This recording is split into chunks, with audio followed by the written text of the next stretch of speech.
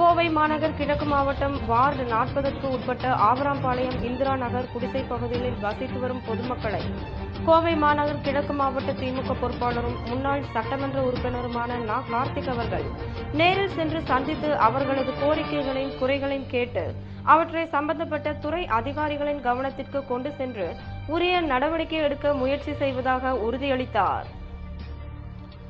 இந்நிகழ்வில் பீளமேடு பகுதி கழகம் 2 பொறுப்பாளர் நாகராஜ், மாவட்ட பொறுப்புக்குழு உறுப்பினர்கள் மாரிச்செல்வன், சக்தி, சீனிவாசன், 40வது வட்டக்கழக பொறுப்பாளர்கள் மோகன்ராஜ், ஈஸ்வரமூர்த்தி மற்றும் டைட்டஸ், பன்னீர்செல்வம், சம்பத், வேலுச்சாமி,